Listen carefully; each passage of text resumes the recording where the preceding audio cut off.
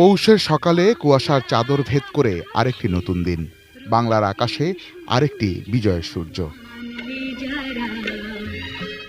লাখো শহীদের আত্মত্যাগ স্মরণে স্মৃতিসৌধে মানুষের ঢল, যেখানে ধর্ম, বর্ণ কিংবা রাজনৈতিক পরিচয় কোনো বাধা হয়ে দাঁড়ায় না, কোনো কুণ্ঠা জাগায় না।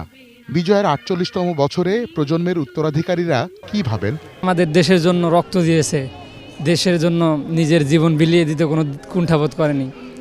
এগুলো অবশ্যই জানা জরুরি আমাদের জন্য। সব কিছুর পরে যখন একটা ভালো ফল আসে তখন মানুষের আত্মতৃপ্তিটা এমনিতেই বোঝা যায়। তো ওইটাকে স্মরণ করতে আমরা আসলে তাদেরকে সম্মান জানাতে আসি। তো সত্যনিষ্ঠ জিনিসটাকে যারা বিঘ্নিত করে এবং ভবিষ্যৎ প্রজন্মের কাছে একটা মিথ্যাকে প্রতিষ্ঠিত করার চেষ্টা করা এবং দেশকে অগ্রগতির দিক থেকে পিছিয়ে নিয়ে যাওয়ার যে চেষ্টা, সেই প্রচেষ্টাগুলো আসলে বন্ধ হওয়া উচিত। সাংগঠনিক একটা ব্যবস্থা, সেগুলোর মধ্যে এখনো কিছু লিমিটেশন আছে, যার কারণে বিপক্ষ দল অতি সহজেই করতে পারতেছে, প্রভাব বিস্তার করতে পারতেছে।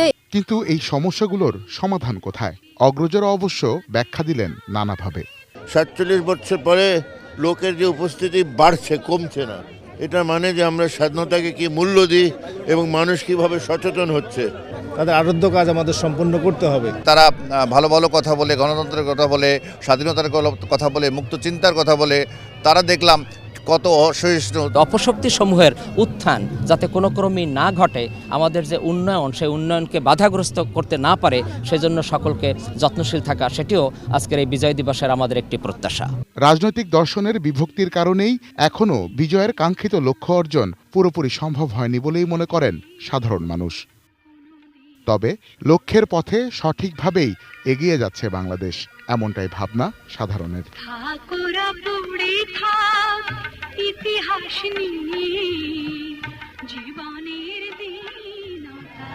বিজয় দিবস বাংলাদেশের মানুষের কাছে শুধু একটি উৎসবের দিন নয়, এটি বাংলাদেশের মানুষের জন্য এক অহংকারের দিন, এক আত্মত্যাগের দিন। এই দিনে মানুষ সেই সব শহীদদের স্মরণ করেন যাদের আত্মত্যাগের কারণে আজকের স্বাধীন বাংলাদেশ, যে বাংলাদেশ এগিয়ে চলছে সমৃদ্ধি আর উন্নতির পথে, উন্নয়নের শিখরে পৌঁছে যাওয়ার প্রত্যাশায়। মফিদুল তপু, এটিএন নিউজ, সাভার জাতীয় স্মৃতিসৌধ।